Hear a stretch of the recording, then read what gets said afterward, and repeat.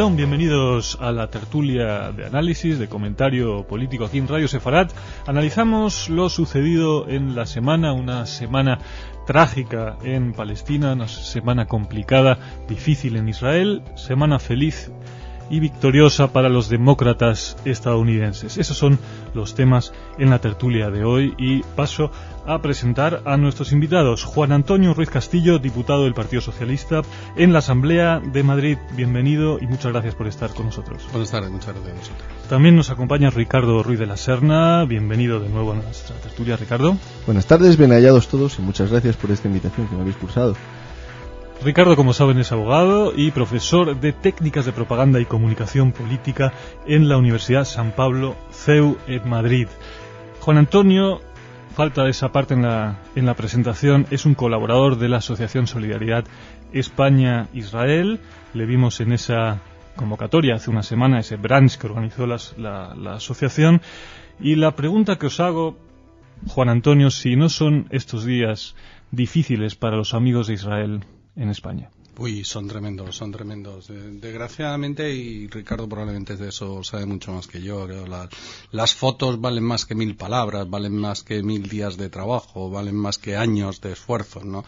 Y evidentemente, pues todos conocemos también cómo son en estos casos y cómo las gastan algunos medios de comunicación, y las fotos de los últimos días con los conflictos y las muertes en Gaza son difíciles de digerir, son difíciles de transformar, son difíciles de no condenar, y por lo tanto, pues para los amigos de Israel en España, evidentemente son días muy, muy, muy difíciles por cuanto nos impiden hacer lo que llevamos haciendo muchísimos meses y muchísimo tiempo, que es defender a Israel. Las condenas a lo sucedido en Gaza, una operación fallida, obviamente. La operación Nubes de Otoño terminó el martes, pero el miércoles, al día siguiente, hubo una operación donde la artillería israelí mató por error a 18 palestinos, entre ellos la mayoría mujeres y niños. El editorial de Haaretz al día siguiente decía que no hay excusas que justifiquen esta atrocidad. Cuando baterías de artillería se dirigen a áreas densamente pobladas, un desastre así es inevitable, aunque no sea intencionado.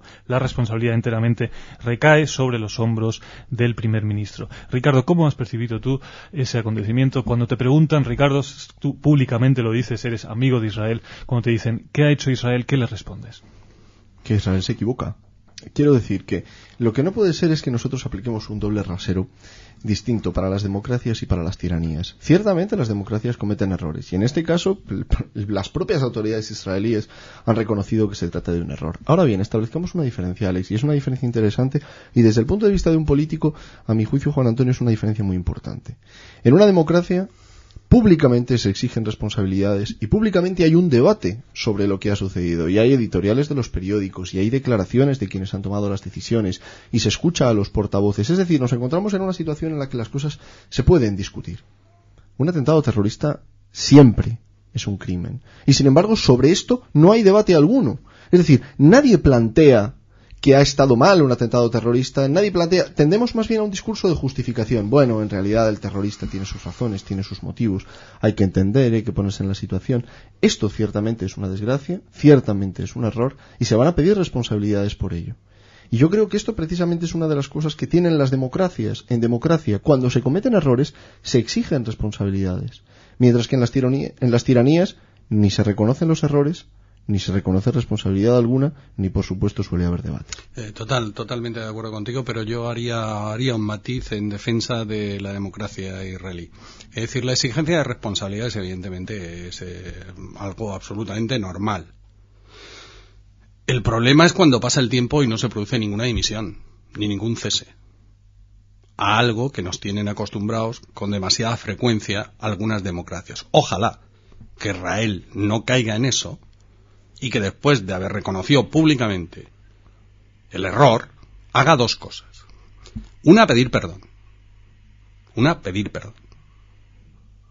Y la segunda, presentar públicamente a los responsables del error y cesarlos. Hay una cosa a este respecto, Alex, que a mí me parece interesante.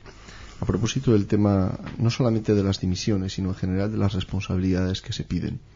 Y es que durante todo el enfrentamiento en el Líbano y en las operaciones contra Hezbollah, El debate en Israel fue constante, sobre docenas de cuestiones relevantes en la vida pública. Es decir, mientras se depositó una confianza en el gobierno para las operaciones militares, en los restantes aspectos el debate permanecía absolutamente vivo. Y después se ha abierto un debate sobre cómo se hizo el enfrentamiento en el Líbano, sobre si la guerra aérea fue la mejor opción o no, sobre si, siendo una buena opción al comienzo, lo era o si se enviaron las tropas de tierra demasiado tarde. Es decir, ha habido un escrutinio de la opinión pública en todos estos aspectos, y en esto consiste la democracia. Ahora, en Israel, sin embargo, hace tiempo, prácticamente desde la retirada de Gaza y desde que comenzó el ataque masivo o diario de misiles Qassam desde Gaza hacia el sur de Israel, principalmente la ciudad de Sderot, en Israel hay una opinión bastante generalizada de que no hay una solución militar para esto. Esta misma operación Nubes de Otoño demostró que no se puede realmente resolver militarmente el problema de los misiles Qassam. Tiene que haber una solución diplomática. La tragedia es quizás ya el colofón que demuestra esto. ¿No va a cambiar algo? ¿Cuándo van a sentarse? Ahora mismo parece ser complicado, ¿no? Porque la multitud pide en Gaza que millones de suicidas tomen venganza contra Israel. ¿Veis alguna posibilidad de que los líderes palestinos paren a esa multitud que pide venganza y se sienten a negociar? ¿En qué sentido de que paren a la multitud? Es decir, la multitud se mueve porque los líderes están encantados de que se mueva. Otra cosa distinta Bueno, lo digo porque hemos tenido ya varios anuncios de que se iba a romper el alto fuego de Hamas. Esta es, no es la primera vez, y no se rompió. Es decir, ¿se va a romper en esta ocasión? Y se ha impermeabilizado en ese sentido la frontera. No, pero yo me refería a que no nos podemos tampoco engañar. Es decir, las multitudes no aparecen en la calle porque sí. A través de la movilización de las masas se canaliza una tensión social que de otra manera puede terminar estallando. Y en ese sentido, claro, si lo que se planteara fuera, mire, aquí no se va a manifestar nadie, aquí se va a mantener el orden, si es que hay alguna clase de orden, pero aquí no se va a manifestar nadie, podría terminar sucediendo una cosa que en un régimen islamista es peligrosísimo, que es que el gobernante aparezca como impío, que el gobernante aparezca como cómplice del enemigo, y eso puede llevar a su destitución e incluso a poner fin a su gobierno de una forma violenta. ¿Esto te hace pronosticar más violencia? Entonces, un segundo, Alex, porque creo que hay un matiz. Es decir, es pronosticable más violencia en el sentido de que los misiles Qassam los cohetes Qassam van a seguir cayendo, y es previsible que haya una reacción en ese sentido. Yo, en ese aspecto, creo que el ofrecimiento de Ehud Olmert reciente de sentarse a negociar, y decía, without preconditions, sin condiciones previas, es esperanzador. Creo que también en la autoridad palestina son conscientes de que los cohetes Qassam tampoco van a resolver nada. Es decir, después de todos los intentos de arrojar a los judíos al mar, los judíos siguen estando donde están. Y yo creo que en ese aspecto es posible que los dos bandos estén en una posición en la que a los dos les interese sentarse a hablar. Ahora bien, creo que no es igual la presión que existe sobre las autoridades israelíes, donde hay insisto, como decíamos antes, hay un debate abierto, hay una constante lluvia de ideas acerca de lo que se puede hacer, que en un régimen en el que, por desgracia, esto no se produce, como es el caso de Palestina. Y yo la opinión que tengo es que, claro, yo estoy seguro que las autoridades palestinas y el gobierno israelí están deseosos de sentarse. Yo creo que por primera vez más el gobierno de Israel que las autoridades palestinas, que poco tienen que contar ya, ni en la zona ni en el ámbito internacional. ¿Dónde preveo yo más violencia? Porque soy muy escéptico de que pueda, a corto plazo por lo menos, se puedan suceder reuniones de negociación con algún éxito. Yo creo que el problema no es ni de Israel ni de las autoridades palestinas, ¿no? Yo creo que mientras siga habiendo regímenes como el iraní, a los que constantemente día a día les interesa fundamentalmente tener tensionada la zona, mientras siga existiendo regímenes como el sirio, donde su pelea está mucho más cerca de ver quién controla Líbano, de ver quién controla determinados movimientos guerrilleros o armados, las posibilidades de diálogo son escasas. Es decir, Haniyeh se puede sentar con Olmert, o Abbas se puede sentar con Olmert mañana, darse la mano y decir que el mundo puede ser maravilloso si existe la paz, y que los dos están de acuerdo. Pero al renglón seguido hay en esa zona concreta regímenes autoritarios, draconianos, antidemocráticos, tiránicos para determinados sectores sociales, que van a hacer todo lo que puedan por impedir que pueda existir un diálogo franco, sincero y que llegue a alguna posibilidad de acuerdo entre Israel y las autoridades palestinas. Yo soy muy escéptico. En ese sentido, de que decía Juan Antonio, a veces estoy de acuerdo y además a veces el lenguaje nos traiciona, ¿no? Yo antes hablaba de bandos y la expresión de bandos a mí no me gusta demasiado, porque la expresión de bandos parece equiparar dos posiciones y no son equiparables las democracias y los regímenes totalitarios, ¿no? Habría que hablar más bien de dos posiciones. Yo creo que, además Juan Antonio ha introducido un elemento en el debate que es interesante, que es el margen de actuación que tienen los gobernantes palestinos. Es decir, las autoridades palestinas tienen un margen limitado en la medida en la que dependen de financiación por una parte y del soporte logístico militar de otras autoridades o de otras potencias. Creo que podemos calificar a Irán perfectamente de potencia regional. Entonces, yo creo que desde esa perspectiva el margen de negociación que tiene es pequeño, pero también es cierto que sería más presentable, al menos para las autoridades israelíes, el agotar los medios de haber tratado y de haber intentado sentarse y ver que no es posible, porque también es verdad una cosa, no es la primera vez que las autoridades israelíes se plantean sentarse a negociar. Es más, recordemos las negociaciones de Camp David, donde se hicieron concesiones dolorosísimas y no se aceptaron. Los palestinos, hago mal en decir los palestinos, pobres palestinos, ¿no?, que han tenido que aguantar a Yasser Arafat demasiado tiempo, pero Yasser Arafat no las aceptó. Entonces yo creo que sería esperanzador que hubiera esa negociación, viéndolo desde la perspectiva internacional y de los apoyos internacionales. Juan Antonio tiene razón, que el margen que tienen es menor del que pudieron tener en el pasado. Ahora bien, creo que para el gobernante israelí, que no agote los medios de complementar la solución militar, que yo creo, Alex, que por otra parte es inevitable que tenga que haber una reacción inmediata para evitar que se dejen de lanzar los cohetes. Digo que si no trata de complementar esta solución con alguna forma de diálogo como la que el otro día propuso Ehud Olmert, nos podemos encontrar con que a ese gobernante, si no fuera suficiente lo que decíamos antes, le saquen los colores también con esto. Si os parece, pasamos al otro gran tema de la semana, que son las elecciones en los Estados Unidos, al Parlamento y al Senado, la amplia victoria demócrata, del Partido Demócrata, y se ha hablado mucho ya desde antes, desde la campaña electoral, sobre la vinculación que esto tiene con Irak. De alguna manera, en Europa, muchos han visto en esto un referéndum sobre el accionar, sobre la política estadounidense en Irak, desde el comienzo de la guerra hasta esta posguerra tan dramática y con errores que muchos dicen que le ha costado la derrota a Bush. La pregunta que os hago es si es realmente el fin de la era Bush y si es el fin de estas teorías de la acción bélica preventiva, lo que se llamó el nation building, la construcción de naciones y imposición de democracia, el unilateralismo, el presidencialismo. ¿Han fracasado las tesis de los llamados neoconservadores? Yo creo que ha habido...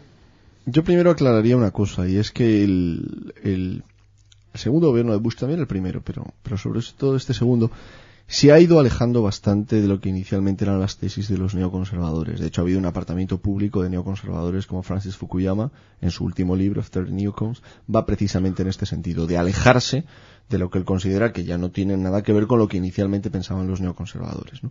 Entonces, yo creo que al menos estamos asistiendo al final de una orientación de la política de Bush. Es verdad que Bush está en su segundo mandato, es casi un presidente saliente en ese sentido, y los problemas van a quedar sobre todo para el que le quiera suceder en la carrera por la Casa Blanca. Pero sí, parece claro que los estadounidenses han dado un toque de atención. Yo creo que no únicamente a la guerra de Irak como planteamiento general en el sentido de construcción de la nación, creo que eso también, pero creo que le han dado un toque al presidente en el sentido de mostrar que el presidente estaba alejado de la realidad. En los últimos discursos constantemente se esperaba que el presidente hiciera un llamamiento a la crítica, al análisis de lo que está sucediendo, a la propuesta de nuevas soluciones. Y en los dos últimos debates sobre el Estado de la Unión, y en los últimos discursos en los que él se ha ocupado del tema, daba justamente la impresión de lo contrario. Eran muchos los analistas que decían, oiga, pero el presidente está convencido de que esto va estupendo. Y el presidente está convencido de que es verdad que estamos haciendo sacrificios, pero que estamos muy bien. De hecho, creo que el reconocimiento fue en estas semanas, ¿no? Claro, un reconocimiento público de que las cosas no iban tan bien. Y pasa aquello que decía en la guerra de Vietnam, ¿no? Que un buen día uno se levanta y dice que caramba, creía que estábamos ganando esta guerra, cuando comienzan a haber soldados que llegan. Yo creo que, al menos del sesgo de la política de Bush, alejado de la realidad, de un presidente que está convencido de que lo que él está diciendo está bien al margen de la opinión pública, o al menos sin estar muy condicionado por la opinión pública, creo que esto sí ha terminado. Ahora, Ricardo, tú dices que los demócratas de alguna manera heredan los problemas de los republicanos. No, que el republicano que vaya detrás de Bush en la carrera por la Casa Blanca va a heredar. Seguro, pero bueno, ahora mismo con un Congreso y un Senado demócrata son ellos quienes tienen que hacer frente a estos problemas que ha dejado Bush y los neoconservadores en su equipo. Juan Antonio, ¿cuál es tu visión? ¿Cómo le van a hacer frente a estos problemas? Yo creo que hay que hacer alguna salvedad, ¿no? Vamos a ver, los republicanos y los demócratas tampoco son tan diferentes. Es decir, yo hace poquito oía y leía declaraciones de algún líder demócrata diciendo que había que enviar más tropas a Irak, casi vietnamizar Irak. O sea, que no creamos que es que los demócratas son unos señores y unas señoras progresistas, pacifistas. No van a hacer como Zapatero, que retiran ahora las tropas de Irak a la semana de las elecciones, ¿no? Tampoco nos pongamos así porque entonces nos equivocamos. Yo creo que la tendencia, por lo que Bush pues ha recibido un duro golpe político, porque ha perdido lo que más ansiaba tener, que era la Cámara del Senado, no la de Representantes, sino el Senado. Se debe a muchas cosas, no solo a la guerra de Irak, no. Yo creo que los politólogos, la gente que nos dedicamos, aparte de la politología, a ejercer la política, sabemos que hay ciertas leyes casi inmutables, ¿no? Y una de ellas es que en épocas de bonanza económica, social, tal, las medidas y las políticas extremistas y radicales a un solo lado, como en el caso de Bush, no son compartidas por las opiniones públicas. Y esto es aplicable, no solo a Estados Unidos, sino a otros muchos países europeos, ¿no? Es decir, Bush es un líder republicano, neoconservador, muy radical. Pero no solo en el tema de la construcción de nuevos estados, no solo en el tema del terrorismo, no solo en la guerra de Irak, sino en el tema de la inmigración. Por ejemplo, los conflictos que mantiene abiertos en estos momentos con México. Y que están afectando. Y han afectado a las últimas elecciones. El voto hispano, ¿no?